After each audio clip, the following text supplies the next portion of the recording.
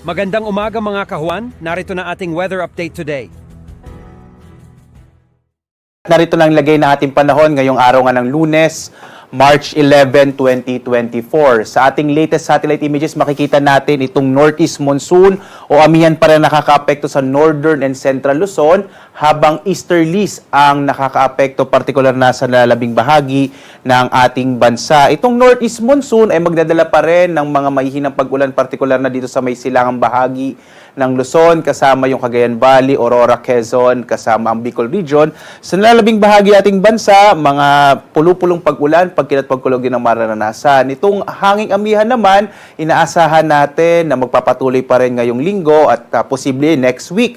Third week of March, normally natatapos yung panahon ng amihan. Samantala naman, base sa pinakahuling mga datos, wala pa rin tayong inaasahang bagyo na maaring mabuo o papasok sa loob ng Philippine Area of Responsibility at least for this week. So medyo malit pa yung chance na magkaroon tayo ng bagyo in the next few days. At narito naman ating inaasahang magiging lagay ng panahon dito sa Luzon. Para dito sa Luzon, makikita pa rin natin ang mahihinang pag-ulan na dulot ng northeast monsoon o amihan, partikular na sa bahagi ng Cagayan Valley Region, dito sa may bahagi ng Aurora, sa lalawigan ng Quezon at gayon din sa Bicol Region. Nakikita natin na mas malaki din yung tsansa na hanggang sa makatamtamang mga pag-ulan, partikular na nga sa may bahagi ng Quezon Province.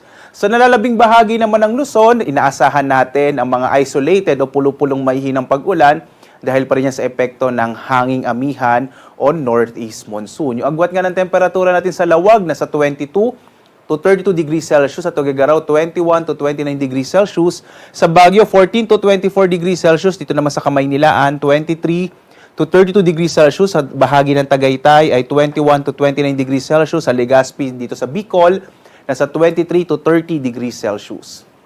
Dumako naman tayo sa Palawan, Visayas at Mindanao. Sa Palawan ay nakakaapekto din ng amihan na magdadala ng pulupulong mahinang pag-ulan sa bahagi ng Palawan at ang agwat ng temperatura sa Calayan Islands 25 to 32 degrees Celsius.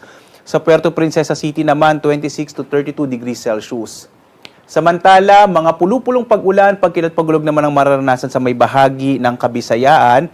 At ang agwat ng temperatura sa Iloilo, 24 to 32 degrees Celsius. Sa Cebu naman, 25 to 30 degrees Celsius. At sa Tacloban, nasa 24 to 31 degrees Celsius. Habang malaking bahagi naman ng Mindanao, ngayong araw ay makararanas ng mga isolated or mga pulupulong pag-ulan, pagkilat pagkulog na maaring maranasan. Lalong-lalo na sa may silangang bahagi ng Mindanao, partikular na dito nga sa may area ng Caraga at Davao Region. Posible yung mga thunderstorms, na kung minsan ay maaaring magdala ng mga biglaang pagbaha or mag-cause yung mga pag-ulan ng mga biglaang pagbaha at pagguho ng lupa. Agwat ang temperatura sa Zamboanga nasa 25 to 32 degrees Celsius. Sa Cagayan de Oro naman 24 to 32 degrees Celsius, habang sa Davao 23 to 33 degrees Celsius.